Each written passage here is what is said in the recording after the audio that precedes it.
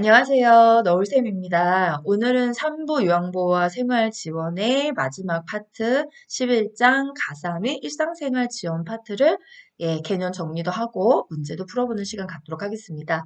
거의 반 이상이 지금 지나가고 있어요. 네, 이제 여기 3부 끝나고 나면 이제 4장에서 몇 개 파트만 개념 정리를 하면 전과가 다 정리가 되거든요.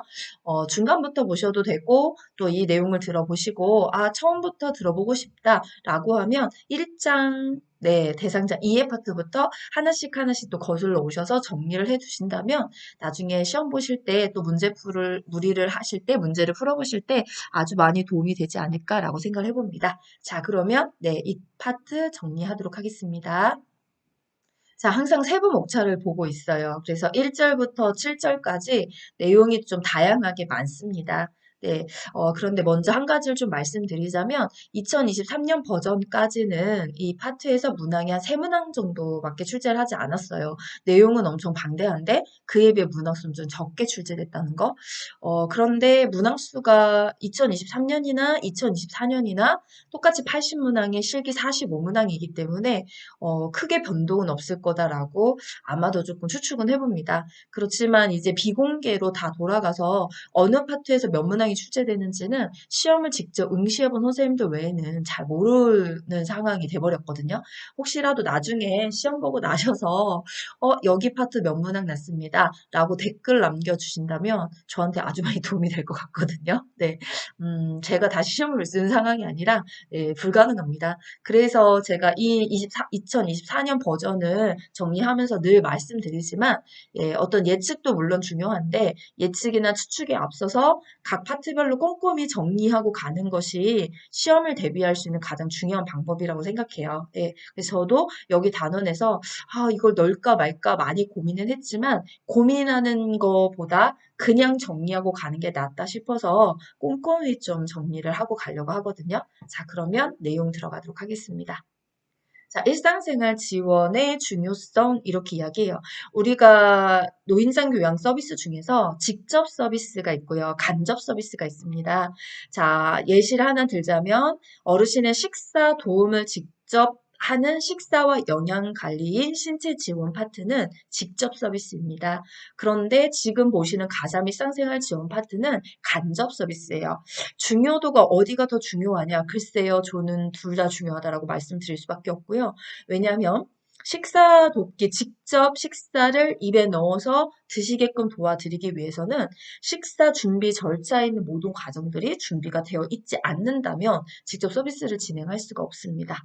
그래서 조금은 하찮고 조금은 별 대수로워 보이지 않는 파트인 것 같지만 사실 어찌 보자면 엄청난 50%, 100의 50%는 여기가 차지하고 있지 않을까라는 생각을 합니다.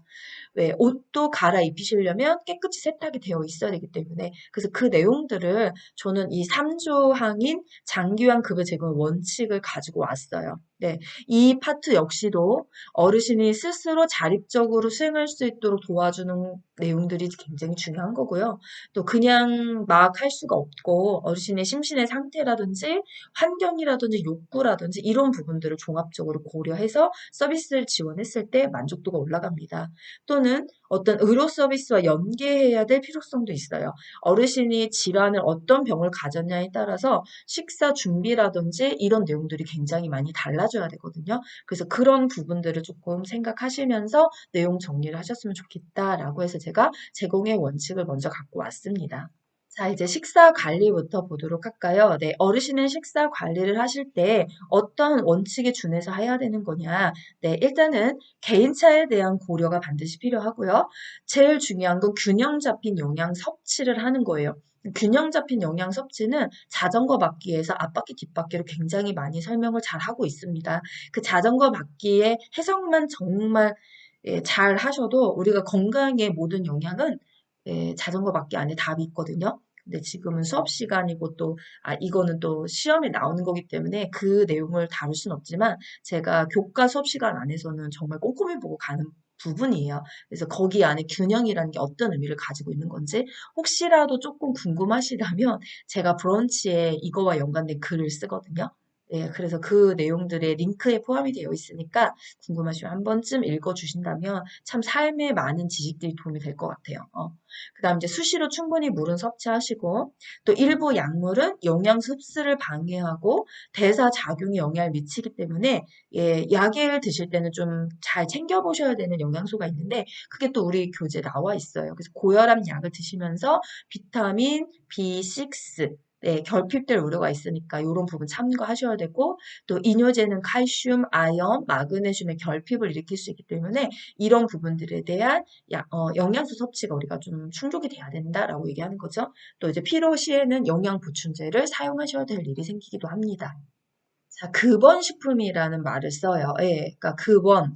우리가 영양소별로 꼭 예, 섭취해야 될 내용들이 있다는 거죠. 예, 그러면 어떤 영양소가 또 노인이 되면 또 급원에 대한 내용들이 변화가 되고 있는지. 그래서 가장 섭취가 부족한 영양소는 칼슘과 리보플라빈이고 또 비타민 A, C, 티아민과 철분 섭취도 노인이 되시면 많이 부족해집니다. 그래서 이런 부분들이 들어가 있는 예, 음식물을 좀 권장하고 있는 거고요. 또 그거에 비해서 과잉으로 섭취되고 있는 영양소는 나트륨이에요. 예, 우리가 짠맛과 단맛에 대해서 감각이 둔해지기 때문에 나이 들수록 자꾸 네, 짠 거를 요구할 수밖에 없는 상황이 되죠. 그러다 보니 나트륨이 과잉 섭취가 되고 있는 상황이고요. 또 에너지 필요량은 감소하는 반면에 단백질은 필요량이 크게 변하지 않기 때문에 예, 노인의 식사 안에서도 단백질 함량이 높은 음식을 좀 섭취해 주는 걸 권장드리고요. 또 동물성 포화지방이나 콜레스테롤이 많은 식품은 제한합니다. 이게 만성질환이라고 하는 고혈압, 당뇨를 또 일으키는 하나의 식사 패턴이 되기도 하죠. 자, 이런 영양소를 이제 머릿속에 조금 지식적인 거를 가지고 있는 상태에서 우리가 어르신의 음식을 직접 조리해야 되는 상황이 생기잖아요. 어떤 조리 방법을 사용하는 것이 예, 또 뭐가 도움이 되는 건지 이렇게 조리법에 생채부터 시작해서 찌기까지 쭉 조리 방법에 따른 특징들을 설명하고 있어요. 그래서 생채나 샐러드 같은 경우에는 식초나 소스로 무침을 하는 걸 좀 권장하는 거고요. 또 나물 같은 경우에는 제가 빨간색으로 박스를 갖고 왔죠. 예, 그냥 무치는 것보다는 데쳐서 참기름이나 들기름을 넣어서 무친다면 지용성 비타민 섭취에 도움이 아주 많이 됩니다. 예, 굽기는 좀 적당하게 구워줘라라고 해요. 또 여기 보시면 예, 너무 많이 구우면 수분이 다 빠져나가기 때문에 적당한 굽기로. 자, 튀기기 같은 방법은 영양소 파괴가 적기는 하지만 노인에게는 지방의 소화력이 많이 낮아지기 때문에 별로 권장하진 않습니다. 자, 볶기 같은 경우에는 고온에서 단시간에 조리를 하니까 수용성 성분의 용출이 적고 비타민의 파괴가 적기도 해요. 그래서 예, 이 약간의 수분이 빠져나오는 대신 또 볶으면서 기름이 흡수되기 때문에 풍미를 즐길 수가 있고요. 이런 방법들을 좀 사용하시면 되고, 자, 삶기 같은 경우에 우리가 네, 이 채소는 삶으면 부드러워지고 육류는 또 오래 삶으면 부드러워지는데 생선은 어떻게 될까요? 오래 삶으면 질기고 딱딱해지죠. 그래서 그런 방법들을 좀 고려를 하시면서 조리 방법을 선택하시면 됩니다. 자, 이제 조리를 하실 때 예, 나트륨 아까 앞에서 말씀드렸듯이 이제 나트륨 자체가 예, 지금 많이 섭취가 되고 있다고 했어요. 그래서 그 나트륨의 섭취를 예, 줄여가면서 어떻게 우리가 예, 음식을 조리해야 되나 이런 방법들을 좀 고민하는 거죠. 예, 자, 두부와 가공식품 같은 경우에는 끓는 물에 데쳐서 사용하시는 걸 권장하고요. 또 그냥 국을 끓이는 것보다 예, 육수를 사용하시면 소금량이나 이런 걸 좀 줄일 수가 있어요. 그리고 국수 면 자체에도 간이 되어 있거든요. 그러니까 소금 간을 따로 하지 않고 또 쌈장에 으깬 두부 같은 걸 넣어주면 저염 쌈장을 만들 수가 있죠. 아무래도 생채나 겉절이가 소금에 푹 절인 것보다는 나트륨 양을 줄일 수가 있습니다. 그리고 간을 맞출 때는 소금보다는 간장을 이용하기를 권장합니다. 또 음식의 온도가 높으면 짠맛을 제대로 느낄 수가 없기 때문에 좀 식은 다음에 또는 먹기 직전에 간을 하시는 것이 나트륨을 줄이는 방법입니다. 다음 중 음식 조리 시 나트륨을 줄이는 조리 방법으로 옳은 것을 골라라. 뭐 이런 문항이 시험 문제 날 수가 있거든요. 자, 다음은 영양 밀도를 높이는 조리 방법입니다. 네. 자, 고령자에게 부족한 네, 비타민 A, D, 또 리보플라빈, 그다음에 티아민, 비타민 C가 풍부한 식재료를 다양하게 활용하시는 걸 권장하고요. 그다음에 이제 쑥갓나물 같이 나물 무침에 아까 또 저염에도 이런 방법이 있었죠. 으깬두부를 넣어드리면 저 단백질 앞에서 말했듯이 단백질이 부족하지 않게 해주기 위해서 좀 단백질 양을 줄이면 안 되니까 조리 방법 안에서 단백질이 들어가 있는 걸 좀 좋고 활용해 주는 거예요. 또 생선 조림에 우유를 부재료로 활용하시면 칼슘도 강화시킬 수 있고 약간 비린내도 줄이면서 염도를 낮출 수 있기 때문에 적극 활용하길 권장합니다. 또 샐러드의 드레싱 같은 경우에는 마요네즈 대신에 지방이 굉장히 많죠. 플레인 요구르트 이런 걸로 만든 드레싱을 활용하는 것이 또 밀도를 높이는 조리 방법이 되고요. 자, 다음은 앞에도 잠깐 조항에서 언급했지만 질환. 질환을 갖고 계신 대상자의 식사 관리법이 있어요. 여기는 당뇨병, 고혈압, 저작, 연하곤란, 변비, 골다공증 이렇게 5개가 나오거든요. 그런데 이 파트 내용을 좀 잘 이해하기 위해서 필요한 사항은 여러분이 노화 건강증진에서 의학 질환을 쭉 배우셨죠. 다 거기서 언급했던 질환입니다. 당뇨병이 어떤 병이고 무엇이 원인이 되고 어떻게 관리를 해야 되지? 사실 이 내용에 대한 지식을 가지고 계신다면 지금부터 나오는 내용들이 하나도 어렵지 않으세요. 그런데 골다공증이 어떤 병이지? 뭐가 부족한 거지? 뭐가 원인인 거지? 어떻게 치료해야 되지? 이런 내용들에 대한 어떤 지식적인 의학적인 내용이 조금 부족하시다면 그럼 여기는 그냥 외워야 되는 식으로 넘어가거든요. 그런데 이거 외울 수 있는, 그러니까 외워서 풀지 않아도 되는 파트예요. 그러니까 이 당뇨병 대상자 관리를 하실 때 머릿속에 당뇨병이 어떤 병이었지? 증상은 뭐였지? 이런 거가 질문을 했을 때 쑥 스쳐 지나간다면 아주 쉽게 이해가 되실 수 있거든요. 그래서 아무래도 여기 파트를 정리를 하실 때 조금 헷갈린다라고 하면 의학 파트를 한 번만 더 정리하고 와주셨으면 좋겠다는 생각이 듭니다. 왜냐면 그래야 이해가 잘 되니까요. 자, 그럼 당뇨 대상자를 어떻게 식사 관리해야 되냐? 당뇨 이렇게 하면 머릿속에 당이 먼저 떠오르죠. 단순당이라는 게 있고 복합당이라는 게 있어요. 그래서 당의 입자가 단순 하나짜리가 입안에 넣었을 때 들어가자마자 바로 녹아버리기 때문에 혈당이 고공행진을 칩니다. 그런데 복합당이다라고 하는 건 당의 입자가 여러 개가 붙어 있는 거예요. 그럼 이거가 깨지는 시간이 필요하기 때문에 복합당은 혈당 수치를 고공행진 치지 않고 서서히 서서히 올리게 됩니다. 이게 당뇨에서는 제일 중요한 거거든요. 왜냐하면 당이 없는 음식을 찾자면 물 빼고 아무것도 없어요. 그래서 전체계 혈당 지수라고 해서 이 혈당 지수 당 수치가 적은 거, 당 수치가 많은 거 이렇게 구분을 해놨는데 지금 이게 책이 개편되면서 그 말을 이렇게 바꿨어요. 비교적 자유롭게 섭취할 수 있는 게 무엇이고 주의해야 될 것이 무엇이냐. 근데 주의해야 될 것을 찾자면 다 당 수치가 높아져 있는 것들을 우리가 이야기합니다. 그래서 그 내용들이 가장 기본이에요, 사실. 자, 그러면 책에 나와져 있는 내용에 지금 가지고 온 걸 정리해보자면 매일 일정한 시간에 알맞은 양의 음식을 규칙적으로 먹는다. 폭식이 되면 혈당 수치가 올라갈 수밖에 없거든요. 그래서 딱 적당한 시간에 같은 양을 먹는 게 중요하고요. 또 제가 좀 전에 말씀드렸듯이 단순당의 섭취를 주의해라. 입자가 하나여서 넣자마자 단맛을 치는 거. 그게 지금 여기 다 있습니다. 이런 내용들의 당들은 다 피해 주셔야 되는 거고요. 식이섬유를 적절히 섭취한다. 식이섬유가 복합당에 해당되죠. 자, 식이섬유 안에 채소류에도 단맛이 나는 것들이 있어요. 그래서 우리가 채소라고 해서 무조건 다 좋아요가 아니라 잎이 들어가 있는 잎채소 같은 것들, 이런 잎채소 같은 것들은 좀 당 수치가 적거든요. 그래서 이제 그런 것들을 좀 권장하는데 여기 보시면 예외가 붙어 있잖아요. 채소 중에서도 고추잎, 쑥, 단호박, 풋마늘, 당근, 도라지, 연근, 우엉, 매생이 이런 것들은 예외라는 마크로 좀 붙였습니다. 뿌리 식물들은 원래 혈당이 좀 높게 나와요. 왜냐면 단맛을 부유하고 그러니까 가지고 있기 때문에. 그게 연근, 우엉, 당근 뭐 이런 게 되는 거죠. 그거 외에 이제 보시면 이파리이긴 하지만 고추잎이라든지 쑥이라든지 뭐 이런 거 안에는 천연 단맛을 좀 갖고 있으니까 좀 제외하고 드시는 게 좋겠다 이런 말을 하는 거죠. 자, 난 지방을 적정량을 섭취해서 콜레스테롤 섭취를 제한한다. 우리가 기름기가 많은 걸 먹어도 당뇨에 별로 좋지 않거든요. 그 내용들이 이렇게 콜레스테롤에 또 영향을 미치기 때문에 그렇고요.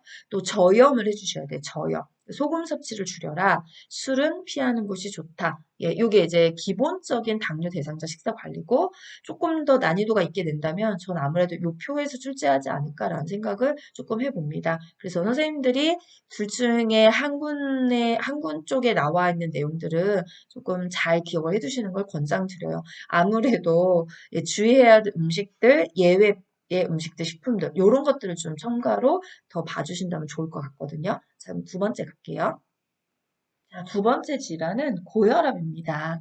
자, 고혈압도 우리가 심혈관계에서 한번 언급을 하죠. 체중 조절을 위해서 적정한 열량을 섭취하고 양질의 단백질을 먹고 동물성 지방 섭취는 좀 되도록이면 줄이고 예, 또 소금의 섭취를 줄여라. 그래서 6g 미만으로 먹어라. 이런 아예 숫자까지 명시를 해주고 있고요. 자, 우리가 이제 이거는 기본적으로 아마도 요양보호사 공부를 하지 않으셔도 좀 많이 익히고 계셨던 내용일 겁니다. 워낙 고혈압 환자의 만성질환 환자가 많다 보니까 예, 이런 내용에 대해 좀 대중화가 많이 되어 계세요. 그런데 이제 요양보호사 공부를 하시면서 조금 더 의학 지식을 높이자면 어떤 내용이 추가되나요? 이런 내용이죠. 칼륨을 충분히 섭취한다.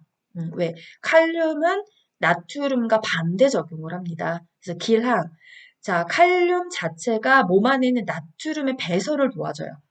예, 그리고 세동맥을 확장시켜서 혈압을 낮추는 효과가 있다라고 하는 게 칼륨이거든요. 그럼 칼륨이 어디에 많을까요? 잡곡에 가장 많습니다. 그래서 잡곡, 그러니까는 식사를 아예 밥을 잡곡밥으로 좀 바꿔주거나 또는 칼륨이 채소에도 많이 들어가 있어요. 예, 또 과일을 치자면 바나나나 예, 이런 거 안에도 많이 들어가 있고요. 그래서 이제 그런 음식들을 주로 먹게 됐을 때 예, 혈압 관리에 굉장히 좋은데 그 이유 중에 하나가 뭐냐면 나트륨 배설을 도와주기 때문에 그렇습니다. 자, 고혈압도 당뇨처럼 복합 당질을 섭취를 권장하고요. 또 칼슘을 충분히 섭취하기를 권장합니다. 또 카페인 함유의 음료나 알코올 섭취는 되도록 제해 주시는 것이 혈압 관리에 굉장히 도움이 많이 됩니다. 자, 다음 세 번째는 저장 및 연화 곤란 대상자입니다. 우리가 저장은 씹는 거였고 연화는 삼키는 거였어요. 네. 자, 밥을 국이나 물에 말아 먹지 않습니다. 이거 삼키는 거 잘못되면 살에 걸릴 위험성이 굉장히 높거든요. 그래서 우리가 원래 살에는 앞에서 식사도께서 나왔지만 돼지 끈 거보다 묵은 거에 물살이가 훨씬 더 잘 걸리거든요. 그러니까 말아 먹지 국이나 물에 밥을 말아 먹지 않는 거고요. 국수류 같은 경우에는 길이가 길으니까 예, 이게 좀 저장, 씹는 거 어려울 수 있거든요. 그러니까 적당한 크기로 잘라주시고, 떡류도 좀 잘게 잘라주시고, 과일 같은 경우에는 부드럽게 과육을 잘라 먹거나 아니면 숟가락으로 긁어 먹는 걸 권장합니다. 유제품류도 마시는 형태에서 사례가 잘 걸리기 때문에 떠먹는 형태로 바꿔주시고, 예, 그 다음에 턱을 몸쪽으로 약간 당기신 상태에서 많이 아니고 한 번에 조금씩 여러 번 나눠서 또 식사하시고 나셔서 바로 눕지 마시고 30분 정도 똑바로 앉혀주시면 저장 연화곤란 대상자 식사 돕기에 굉장히 많이 도움이 됩니다. 자, 네 번째 질환은 변비 대상자 식사 관리입니다. 이 또한 소화기계 변비에서 한번 이야기하죠. 식이섬유소를 충분히 섭취해라. 그래서 도전 과정, 껍질을 좀 적게 벗긴 통곡류나 감자류, 예, 생채소, 예, 채소가 아니라 채소, 예, 생채소 섭취 같은 것들을 좀 증가시켜 주시고요. 또 물은 충분히 마셔야죠. 대장에서 하는 역할이 수분, 쭉쭉 빨아들여서 대변의 형태를 굳게 만드는 거기 때문에 변비라고 하면 장에 머물러 있는 시간이 길어진 거죠. 그렇다면 외부에서 물을 계속 섭취해 주시는 방법이 변을 좀 부드럽게 만들 수 있는 그나마도 유일한 방법입니다. 그래서 물은 충분히 드시고 또 우유와 발효 유제품 섭취하라. 우유는 장의 운동력을 높여줘요. 그래서 변비 굉장히 좋은 식품이거든요. 그다음 식사는 규칙적으로 하시고 변비 완화에 도움이 되는 식품 여기 있습니다.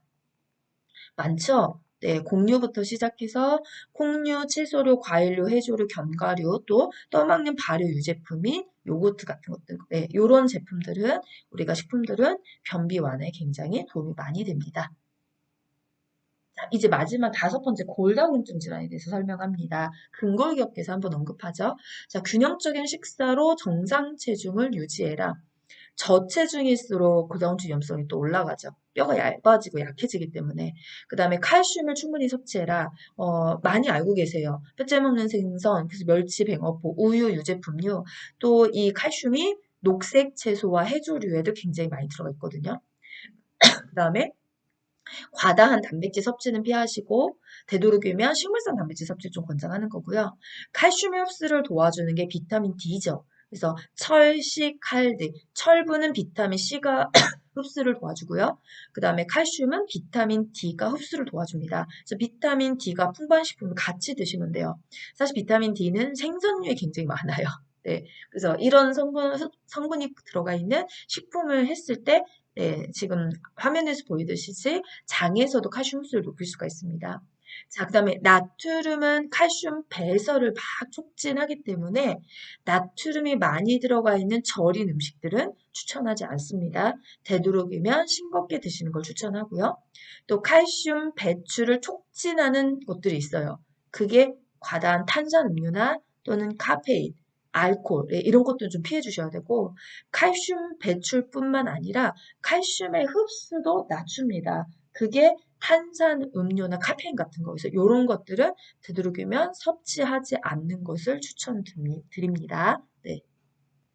자, 이제 식사에서 건너가서 어디로 가냐면 식품 주방 위생관리 파트로 넘어갑니다. 네, 우리가 조리하는 것도 중요하지만 네, 조리 과정에 필요한 식품이라든지 식기라든지 이것도 위생 관리가 좀 잘 됐을 때 위험 감염 질환이나 이런 걸 모두 막아낼 수 있잖아요. 그래서 장 보기부터 시작해요. 안전한 장을 본다는 건 어떠한 걸 조심하셔야 되는 거냐?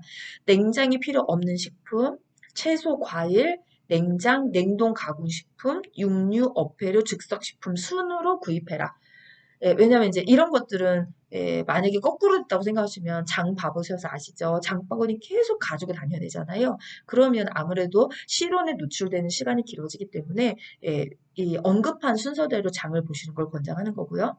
또 식품의 품질이라든지 포장 상태라든지 유통기한이나 영양 표시, 사실 이거를 얼마나 봐주냐가 전문가의 능력을 좀 요구하는 부분입니다. 그 다음에 장바구니에 담을 때도 고기, 생선, 채소, 과일을 각각 포장해서 서로 닿지 않도록 주의하는 게 좋겠다. 가장 균이 많은 게 고기나 생선류죠. 날 음식 안에 세균이 워낙 많다 보니까 냉장고에 정리할 때도 각자 다른 칸에 넣어라. 조리한 음식과 비조리한 음식을 구분하고 날 음식과 조리한 음식을 구분하는 이유들이 날 음식 안에 세균이 가장 많기 때문이에요. 그래서 이런 부분들을 조금 신경만 써주셔도 장염 바이러스라든지 이런 부분들에 대해서 굉장히 많이 우리가 바이러스부터 조심을 할 수가 있거든요. 그다음 장보기는 1시간 이내로 하시는 게 좋고 집에 도착한 후에는 냉장 냉동식품은 가능한 빨리 냉장 냉동고에 보관해 주시는 것을 추천합니다. 자, 식품의 보관 방법도 표준교재에 명시가 되어 있어요. 그래서 육류나 가금류는 식중독균이 워낙 많기 때문에 좀 전에 제가 말씀드렸듯이 밀폐 용기에 담아서 냉동 냉장하시는 게 좋고 또 냉동을 하실 때는 한 번에 먹을 양만큼만 나눠서 밀봉하시는 경우. 왜냐 한 번에 먹고 바로 폐기. 그러니까 또 쓸어서 먹고 남겨서 다시 냉동을 보관하시면 이미 세균 중식이 다 됐잖아요. 그래서 한 번에 하나. 또 생선 같은 경우에 내장은 제거하고 흐르는 물에 씻어서 냉동 냉장 보관하시고 조개류는 깨끗이 수돗물 씻은 다음 냉동 냉장. 이제 어떻게 뭘 먹을 거냐에 따라 달라지는 거겠죠. 달걀 같은 경우 씻지 않은 상태로 전용 용기에 담아서 냉장 보관해 주시고요. 자, 채소류 같은 경우에 씻은 채소는 물기를 제거해서 밀봉. 씻은 채소와 씻지 않은 채소는 또 분류. 그 다음에 우거지나 배추 속대, 뭐 이렇게 남은 건 데쳐서 밀폐 용기에 넣어서 냉동 보관.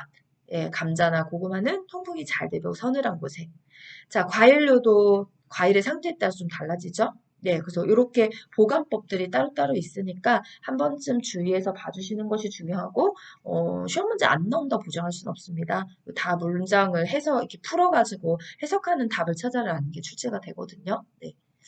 자, 다음은 안전한 조리 방법입니다. 자, 채소나 과일을 물이나 베이킹소다, 식초 등으로만 세척을 한다면 또 미생물이나 기생충이 남아있을 수 있으니까 가열 조리하지 않고 생으로 먹는 채소나 과일이라면 100ppm의 농도로 희석된 소독액으로 소독하는 것을 권장합니다. 사실 이 내용도 개편되면서 추가가 된 내용이에요. 그래서 이런 내용이 있었나? 라고 하실 수 있겠지만 네, 있습니다. 그래서 염소 소독제 소독 방법이라고 해서 여러분 책에 식품용 살균제에 대한 내용이 잠깐 언급이 되거든요. 그러니까는 여기는 식품 첨가물로 표시된 소독, 예를 들면 락스, 예, 요런 것들 좀 나와요. 그래서 소독 여기 있는 것들을 가지고 한번 소독해서 드시는 게 좋겠다라는 이야기를 하는 거고요. 또 이제 여러 개가 있지만 해동법에 관한 이야기들이 좀 언급하거든요. 그래서 중요한 건 실온에서 해동하지 않는다는 거. 여기 보시면 상온에서 해동하거나 따뜻한 물로 해동을 한다면 식중독균이 증식할 수가 있어요. 그래서 미리 냉장실로 옮겨 놓는다든지 네, 또는 급하게 해동할 경우 물이 들어가지 않도록 밀봉한 상태에서 흐르는 찬물에서 해동해라. 따뜻한 물 쓰지 않는다는 거죠. 요즘엔 가정 안에 전자레인지가 다 있기 때문에 전자레인지 안에서 급속 해동하는 것이 식중독균이 증식되는 걸 막아내는 가장 중요한 방법이기도 합니다. 자, 이제 다음은 의복 및 침상청결 관리로 가도록 하겠습니다. 자, 우리가 침상청결 관리에서 이불은 면 제품이 좋고요. 또 이제 건조를 할 땐 10시에서 오후 2시, 양모나 오리털은 햇빛이 아닌 그늘에서 합니다. 이 햇빛에서 말리면 털이 확 쭈그러들죠? 네, 작아지고요. 그래서 팽팽하게 팽창해야 보온성이 올라가니까 그늘에서. 자, 요나 매트리스는 단단하고 탄력성과 지지력이 뛰어나며 습기를 배출할 수 있는 것이 적합하고요. 시트나 베개 커버와 같이 린넨류들은 흡수성이 좋은 옅은 색의 면이 좋아요. 옅은 색. 보통 하얀색 많이 쓰죠. 뭐 지금 풀을 먹이거나 그렇진 않겠지만 또 이제 재봉선이 있거나 이런 거 욕창이 원인이 되니까 피해 주셔야 되고 베개는 시원한 거. 그게 메밀 껍질이나 식물의 종자로 만들어진 걸 많이 씁니다. 또 높이는 베고 누웠을 때 척추와 머리가 수평이 되는 높이가 가장 좋습니다. 자, 세탁에선 애벌 빨래, 이 얼룩이 묻었을 때 제거하는 짝꿍들이 있어요. 제가 이렇게 빨간색, 노란색으로 밑줄을 쳐서 갖고 오긴 했는데요. 커피 같은 경우에는 식초와 주방세제 1대1, 땀 같은 경우에는 빨리 제거를 해주시는데 과탄산소도와 주방세제 1대1, 립스틱 같은 경우에는 클렌징 폼을 사용하셔도 좋고 아세톤, 화장솜에 아세톤 묻혀서 버터와 얼룩을 지운 상태에서 중성제를 세탁하셔도 좋고요. 파운데이션은 알코올이 함유된 화장수 또는 스킨을 적셔서 두드려서 제거를 해주는 게 좋고요. 튀김 기름은 주방용 세제. 혈액이나 체액이 묻었다면 반드시 먼저 찬물로 닦고, 만약에 얘를 더운 물로 먼저 하시면 옷에 흡착, 응고가 돼서 달라붙어요. 제거가 잘 안 되죠? 그래서 반드시 찬물로 먼저 닦고 더운 물로 헹궈내시는 거. 요 짝꿍이 있어요. 커피 탁탁 튀어나와야 돼요. 립스틱 튀어나와야 되고, 파운데이션 튀어나오셔야 되고, 암기를 조금 요구합니다. 짝꿍이 바뀌었을 때 아주 금방 오답으로 넘어갈 확률이 높기 때문에 그렇습니다. 자, 이제 애벌 빨래를 거쳐서 본 세탁이 들어갑니다. 세탁 기호를 좀 구별해 주셔야 되거든요. 사실 염소 표백 기호나 드라이클린 표시 기호는 헷갈리지 않지만 여기 물 세탁 기호에서 하나를 봐주셔야 될 게 있어요. 가끔 종종 오답 나오는 경우가 좀 있거든요. 그게 어떤 경우냐면, 자, 요 네모는 다 세탁기 표시죠. 그쵸? 그다음에 여기 요렇게 표시가 되면 요건 손세탁 표시고요. 네. 자, 세탁기 표시도 손세탁 가능합니다. 그래서 손세탁 하기가 싫으니까 세탁기 돌리는 거 같거든요. 그래서 세탁기 표시는 손세탁과 세탁기에 같이 사용할 수 있다는 거, 또 95도 이상이기 때문에 여기는 삶을 수가 있어요. 요것만 잘 기억해 주시면 돼요. 삶을 수 있다. 나머지 삶기가 안 돼요. 온도가 워낙 낮기 때문에. 그래서 그 부분만 구별을 해주시면 본세탁기 외에 헷갈릴 건 없다고 제가 판단이 서거든요. 네. 자, 다음은 삶기입니다. 자, 삶기는 반드시 뚜껑을 덮고 삶으셔야 돼요. 색탕물이 직접 공기층에 노출되지 않게 해라. 뚜껑을 열고 삶으시면 공기에 그대로 노출되면서 공기층의 균들이 물을 좋아하기 때문에 쭉 달라붙습니다. 그래서 표백이 아닌 소독의 용으로 하실 때는 반드시 뚜껑을 덮고 삶아 주셔야 되고요. 또 이 색깔 있는 옷을 삶으실 때는 이게 그쵸? 어떻게 돼요? 네. 색이 막 다 바래질 수 있죠. 그러니까 비닐봉투에 각각 넣어서 묶은 다음에 다른 제품과 함께 용기에 넣어 쌌는데 바닥이나 또 옆에 닿게 되면 비닐 다 녹아내기 때문에 그런 부분 좀 조심해서 하셔야 되고요. 자, 탈수기호도 좀 알아두시면 돼요. 이거는 모두 압니다. 이 부분, 네. 이렇게 약하게라고 나와 있어서 손으로 할 땐 약하게 또 세탁기에서도 사용하실 수 있어요. 대신 세탁기는 단시간에 짜야 된다라는 표시입니다. 그래서 요 손으로는 많이 정답을 맞추시는데 요거 나오면 이거 맞나요? 라고 물어보시거든요. 맞습니다. 세탁기에서는 단시간에 짜라는 표시입니다. 자, 헹구기를 하실 때는 좀 냄새가 나는 세탁물. 예, 붕산수를 씁니다. 붕산수 아니고 다른 거 넣으시면 다 오답됩니다. 그래서 붕산수에 담갔다가 헹구지 않고 그대로 탈수해서 말려내시면 예, 냄새가 심한 세탁물은 어느 정도 냄새 제거가 됩니다. 또 이제 건조하기도 시험 문제 굉장히 많이 나오죠. 그래서 건조 표시와 연관돼서 자, 일단은 뭐를 구분하시는 게 좋냐면 빗금이 그늘이잖아요. 햇볕과 그늘로 구분하는 기준이 뭡니까? 라고 하시면 예, 색깔입니다. 흰색의 의류는 햇볕에 넣을 수 있어요. 그런데 색깔이 들어가 있는 의류는 무조건 그늘로 갑니다. 이유는 하나죠. 색이 바래기 때문에. 예. 그 다음에 니어서냐 옷걸이냐. 니어서 해야 될 것은 늘어나는 것. 니트라든지 이런 털 재질로 되어 있는 것들은 옷걸이 늘면 쭉 늘어지니까 채반에 펴서 뉘어서 건조를 시켜주시고요. 청바지 같은 경우에는 색이 바라지 않게 뒤집어서 건조해 주셔야 돼요. 또 지퍼 열어 두셔야 되고요. 그래서 요 건조 표시 문제에 아주 많이 출제가 됐어요. 뭐 앞으로도 나올 수 있을 만한 가능성 충분하고요. 그러니까는 어디가 햇볕이고 어디가 그늘이고 어디가 뉘어서인지 요것만 한번 구분해 두도록 할게요.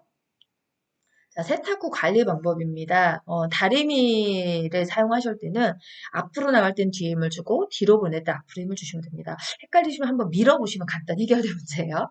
그다음 이제 보관하게 하실 때, 예, 뭐 2시간 이상 직사광선 쏘여주는 게 좋고요. 또 모섬유나 견섬유 같은 경우에는 방충제, 천연 섬유죠. 요즘 천연을 많이 의류를 입지 않기 때문에 많이 사용하진 않지만 그래도 어르신들 같은 경우 천연 섬유 쓰실 수 있어요. 그래서 방충제 넣어주시는데 방충제 종류가 많죠. 나프탈렌부터 클로로벤젠, 울체긴 여러 가지가 있는데 함께 넣으면 화학 변화가 일어나서 옷감이 변색, 변질될 수 있으니까 한 가지만 사용하는 걸 권장하고요.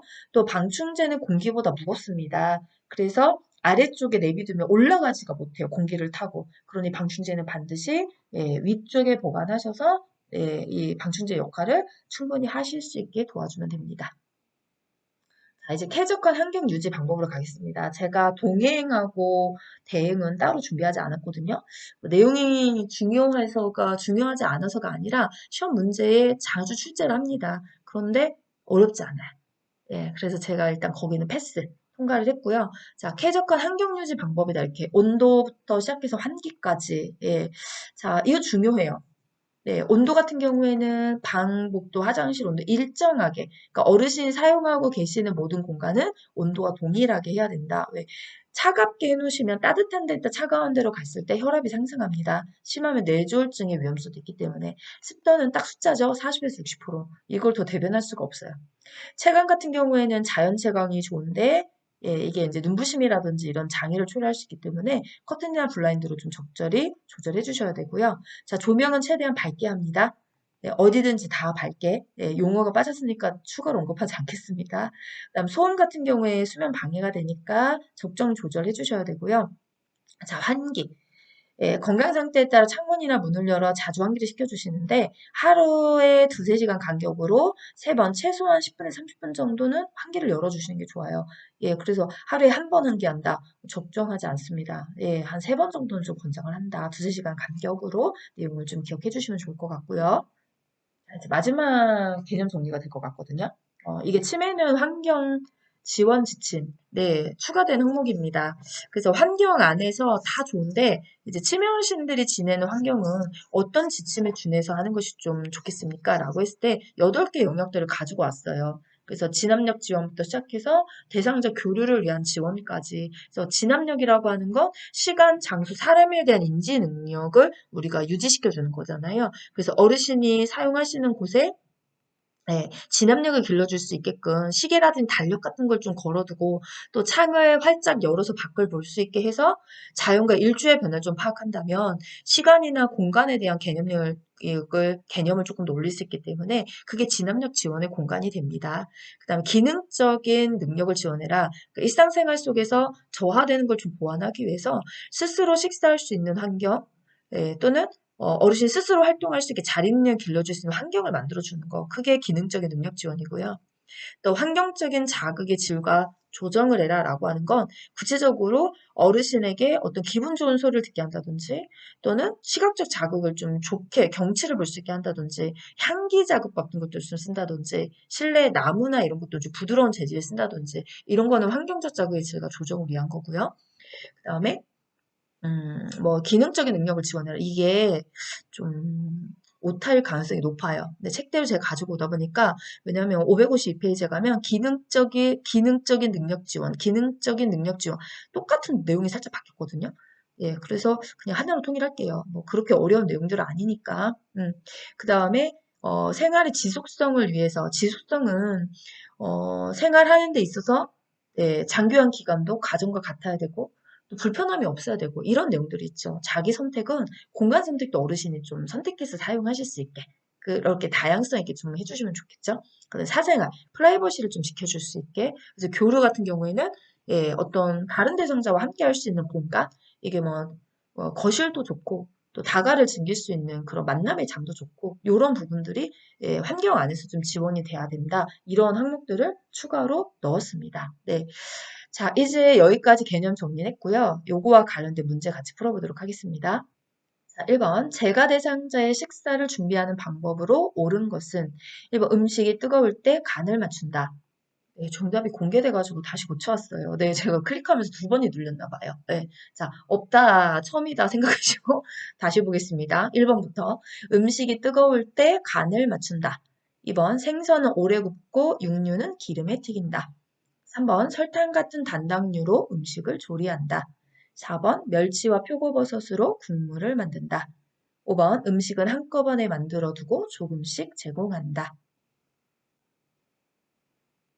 정답은 4번이죠. 뜨거울 땐 짠맛을 느낄 수 없기 때문에 좀 식은 다음에 또는 먹기 직전에 네, 그 다음에 육류는 기름에 안 튀겨요. 네, 생선 오래 굽지 않고 네, 딱딱해진다고 그랬죠. 네, 기름에 튀기는 방법은 별로 추천하지 않죠. 소화 능력이 떨어지시니까 단당류 권장하지 않습니다. 한 번에 드실 만큼만 준비해 주시는 것이 좋습니다. 다음 문제 갖겠습니다. 자, 이번 재가 대상자의 식재료를 관리할 때 식중독 발생 우려가 높은 것은 1번 두부를 냉장 보관한다. 2번 조개류를 냉동 보관한다. 3번 냉동된 육류를 전자레인지로 해동한다. 4번 조리된 식품을 먹기 전에 뜨겁게 데운다. 5번 조리한 식품은 실온에서 2시간 이상 방치한다. 네, 정답은 5번이죠. 1번부터 4번까지는 아주 적당하게, 적절하게 옳은 방법으로 잘 관리를 하셨어요. 네, 조리한 식품은 실온에서 2시간 이상 방치하지 않습니다. 냉장고로 넣어주셔야지만 돼요. 네, 어렵지 않으셨죠? 다음 문제 가겠습니다. 자, 3번. 골다공증 대상자의 식사관리 방법으로 옳은 것은 1번. 칼륨을 충분히 섭취한다. 2번. 우유 및 유제품은 일주일에 1회 이상 섭취한다. 3번. 술은 성호르몬을 증가시키므로 섭취한다. 4번. 색이 진한 녹색 채소와 해조류를 충분히 섭취한다. 5번. 나트륨은 칼슘 배설을 감소시키니 절인 음식을 권장한다. 네, 정답은 4번이죠. 네, 녹색 채소와 해조류 안에도 칼슘이 들어가 있기 때문에 칼륨이 아닌 칼슘을 섭취해 줘야 되고요. 우유와 유제품은 하루 1회의 권장량을 섭취해 주시면 됩니다. 이 술 이야기는 앞에 의학에도 있는 부분이에요. 네, 그래서 성호르몬을 증가시키지 않죠. 오히려 감소시키죠. 예, 그 성호르몬 안에 에스트로겐이 나오고 또 이런 에스트로겐이 부족하게 되면 예, 또 골다공증 위험성이 굉장히 높아져요. 그래서 술이나 담배 이런 것들은 섭취하지 않는 걸 권장합니다. 자, 그 다음에 나트륨은 칼슘 배설을 감소시키는 게 아니라 예, 칼슘 그렇죠? 예, 배설을 증가시키죠. 막 빠져나가게. 그래서 앞에서도 정리했듯이 소금이 많이 들어가 있는 절인 음식은 권장하지 않는다라고 말씀을 드렸습니다. 그렇죠? 자, 다음 갈게요. 자, 4번. 대상자의 침구를 관리하는 방법으로 옳은 것은 1번. 오리털 이불은 햇볕에 말린다. 2번. 푹신한 매트리스를 사용한다. 3번. 습기를 흡수하는 베개 속을 사용한다. 4번. 침대 커버는 한 달에 한 번 세탁한다. 5번. 재봉선이 없는 시트를 사용한다.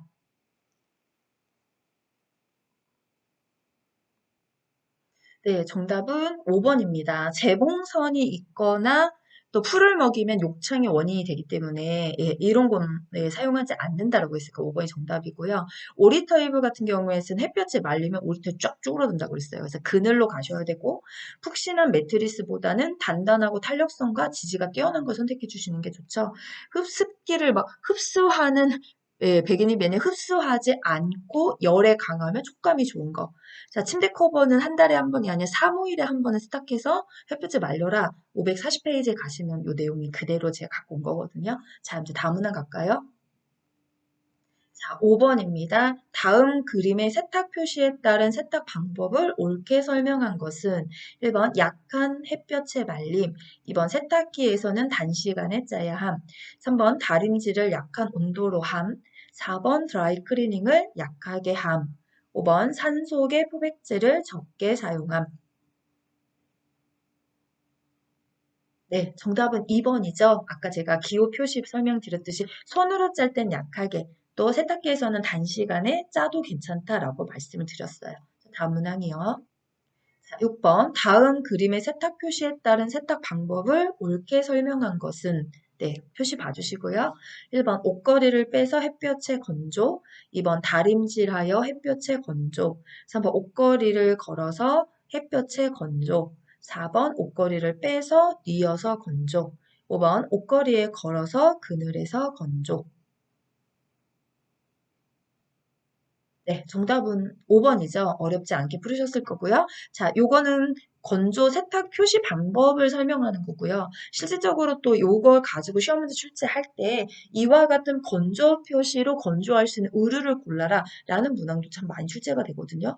그래서 색상이 있고 무늬가 있고 그렇죠? 이런 의류들은 전부 다 그늘로 갖고 옷걸이 걸어 됩니다. 그래서 뭐 노란색 뭐 블라우스 막 이런 식으로 한다든지 그죠? 그런 의류들. 그래서 실질적인 어떤 의류가 이 표시에 맞게 건조가 되는지 그런 내용도 한번 기억을 해주셔야 되고요. 자, 이제 또 다음 문항 가요. 자, 7번 당뇨병 대상자와 함께 외출하는 방법으로 옳은 것은 1번 대상자의 신분증을 준비한다. 2번 당뇨약과 젤리를 챙겨나간다. 3번 주치의에게 외출 목적을 알린다. 4번 걸을 때 보폭은 크게 한다. 5번 동행 결과에 불만족해 하는 경우는 대상자가 스스로 처리하게 한다. 네, 정답은 2번입니다. 외출 동행 플러스 당뇨 의학을 합친 거예요. 콜라보레이션 문제. 우리 요양보사 시험 이런 거 많습니다. 의학과 치매를, 의사소통과 치매를 붙이기도 하고, 군데군데 두 개를 합쳐서 하나의 문제를 만드는 거. 네, 문제 출제하시는 분들 굉장히, 머리 좋으신 분들이에요. 고단수고, 네. 저도 만들어 봤지만, 네. 언어 능력, 국어 능력에 진짜 능통하신 분들이 이걸 잘 아시는 것 같아요. 어떻게 두 개를 또 합칠 생각하셨지? 이런 생각에 사실 저는 문제 풀다가, 와, 경탄, 이런 순간 나올 때 있거든요. 그래서 좋은 내용이기도 해요. 왜냐면 우리가 외출을 할 때, 그냥 아무 병이 없는 분하고 외출하진 않거든요, 솔직히. 질환을 가지신 분하고 하잖아요. 그러면 그냥 기본적인 외출 방법 동행보다는 질환을 가지신 분을 하는 방법이 조금 더 전문성이 높기는 해요. 그래서 저는 이런 문제 되게 좋다라고 생각을 하거든요. 자, 그래서 이 안에서 답을 찾는다면, 예, 이거 당뇨약 또는 젤리, 어떤 거에 대비하는 걸까요? 네, 그렇죠. 바로 떠오르실 거예요. 저혈당에 대비하기 위해서 아무래도 혈당 조절이 안 됐을 때 응급상을 불러일으킬 수가 있으니까 그런 부분에 대한 거죠. 예, 그래서 여기 나와 있는 내용처럼 굳이 나갈 때마다 주치에게 목적을 설명할 필요는 없고요. 네, 신분증 아니요. 외출 목적에 맞는 걸 준비해 가지고 가셔야 돼요. 그다음 보폭은 크게가 아니라 작게 낙상에 대비해서 동행 결과에 불만족스럽다면 스스로 처리하는 게 아니라 돌봄자에게 이야기를 해서 어떤 부분이 문제인지를 수정 보완해야 될 이유가 있는 거죠. 그래서 만족도에 대한 여부는 반드시 다녀오셔서 대상자에게 물어봐 주셔야 되는 거고요. 자, 다음 가겠습니다. 자, 8번입니다. 문제가요, 글자가 조금씩 안 보실 수 있어요. 제가 글씨가 작으면 보기가 어렵다고 해서 글씨를 막 이렇게 키우다 보니까 화면 안에 조금 덜 들어올 때가 있거든요. 제가 읽어드리니까 불편하시더라도 조금 양해 부탁을 드릴게요. 자, 8번 경우에 보시면 대상자의 일상 업무를 대행하는 방법으로 옳은 것은 1번 업무를 대행하기 전에 준비할 자료나 경비를 점검한다. 2번 동일한 업무를 재요청할 때는 스스로 하게 한다. 3번 보호자에게 필요한 서비스가 있는지 확인한다. 4번 업무 대행에 불만족하면 다른 요양보호사를 연계한다. 5번 서류 발급 업무를 대행하기 전에 요양보호사의 인감증명서를 발급받는다. 네, 정답은 1번이었습니다. 동일한 업무를 재요청할 때도 네, 다시 대행해 주실 수 있어요. 어르신 스스로 하는 게 아니라. 그 다음에 필요한 서비스는 보호자에게 질문하는 것이 아니라 대상자에게 확인해 주셔야 되고요. 불만족스럽다면 어떤 부분에 대해서 불만족인지를 체크하셔서 다음번에 그 부분에 대한 보완이 이루어져야지 바로 다른 요양보호사 연계하시면 안 됩니다. 네, 요양보호사의 인감증명서는 필요 없습니다. 네, 서류 발급 업무를 그거는 일단은 대행이 되는지 안 되는지부터 좀 활용을 하시고 확인을 해주셔야 되기 때문에 이게 먼저 언급될 이유는 없다고 봐요. 예. 그러니까 정말 뭐냐, 시험 문제가 네, 말 같으면서 틀린 답을 찾는 거예요. 말장난. 제가 볼 땐 항상 이 말장난은 들리거든요. 맞는 말인데 여기에 답은 아니네? 이런 느낌을 좀 풍기게 하는 뉘앙스의 문장들이 있어요. 꼼꼼히 읽으시면 정답 딱 보이셨을 거예요. 1번이네. 이렇게. 자, 이제 마지막 문항 가도록 하겠습니다. 자, 9번 장기요양 기관에서 생활하는 대상자에게 다음과 같은 환경을 조성하는 것은 환경 지침 영역 중 어떤 영역에 해당하는가? 음식 냄새 혹은 꽃향기 등으로 감성 자극하기, 실내는 나무 혹은 종이 같은 부드러운 소재로 꾸미기, 적정한 간접 조명 등으로 시각적 자극 제공하기. 1번 진압력 지원, 2번 환경적 자극의 질과 조정, 3번 기능적인 능력 지원, 4번 생활의 지속성을 위한 지원, 5번 자기 선택을 위한 지원. 자, 정답은 2번입니다. 신설 파트 내용입니다. 사실 앞에 내용까지는 기존에 있던 시험 문제를 살짝 변경한 거고요. 9번 문제는 제가 새로 만든 문제예요. 앞으로 출간될 문제에도 있을 법한 문제고요. 왜냐, 네, 제가 항상 2024년 버전 하면서 또 제 문제집을 만들면서 가장 신중을 기한 부분이 개편됐고 개정된 부분입니다. 네, 늘 말씀드려요. 문제 내기 만들기 아주 쉽다고요. 네, 기존의 문제들이 아닌 걸 네, 맨 백지에서 만들어내기 때문에. 그리고 또 중요하기도 해요. 개편 개정됐으니까 문제 충분히 출제될 수 있거든요. 그래서 어느 파트인가 봤더니 이 내용이고요. 내용에 보시는 것처럼 어떤 냄새나 향기나 소재나 이런 걸 바꾸는 게 감각 자극적인 어떤 그런 부분들이죠. 그래서 답이 2번이 됐던 거고요. 진압력을 지원하는 항목이라면 시간, 장소, 사람에 대한 어떤 인지 저하에 보완하는 내용들이 들어가 있을 거예요. 그 다음에 기능적인 능력 지원은 어르신이 생활할 수 있는 어떤 기능, 활동이나 움직임에 대한 부분들에 대한 항목이 추가가 될 거고요.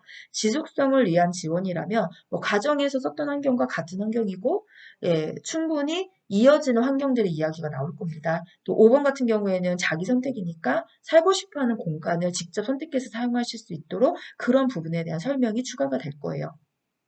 자, 오늘은 여기까지 정리하도록 하겠습니다. 네. 자, 문제 풀어보시면 개념 정리를 하시고 문제를 바로 풀어보시면 정말 문제 답이 잘 보이시거든요. 그래서 저는 늘 강조하는 게 문제를 많이 풀어보는 것도 중요합니다. 암기하는 것도 중요하고 뭐 중요하지 않은 건 없어요. 공부 방식에서. 그러나 가장 단단하게 문제를 잘 풀어낼 수 있는 방법은 영락없이 저는 하나밖에 없다고 생각해요. 그게 뭐냐? 개념 정리가 얼마나 잘 되어 있고 얼마나 이해가 잘 되냐에 따라서 어떠한 문제를 만나도 풀어갈 수 있는 문제풀이 능력은 상승된다고 생각합니다.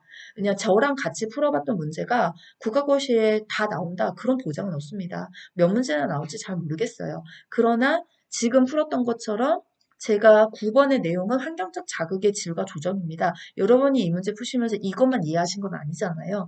만약에 진압력 지원으로 바뀐다면 어떤 문제, 자기 선택을 위한 지원이란 어떤 문제, 이런 내용까지 다 이해를 하신다면 다음에 시험장 가셔서는 말 그대로 진압력 지원이 답이 되는 문제를 만날 수도 있고 5번의 문제를 만날 수도 있습니다. 이거는 한 문제를 풀더라도 개념 정리가 정확하게 된다면 몇십 문제가 나와도 다 풀어낼 수 있다고 생각을 해요. 그래서 제가 무엇보다 저 유튜브 안에 있는 내용들은 저는 개념을 너무 원으로 잡거든요. 이렇게 꼼꼼하게 하나씩 하나씩 다지기를 해서 가셨으면 좋겠고요. 자, 오늘은 여기서 마무리하고요. 이제 저는 다음 시간에 또 4부 마지막 상황별 요양보호 남아있거든요. 그 파트를 정리하는 내용을 가지고 찾아뵙도록 하겠습니다. 자, 오늘도 끝까지 시청해주시고 또 열공해주신 선생님들께 모두 감사 인사를 드리면서 다음 시간에 뵙도록 하겠습니다. 감사합니다.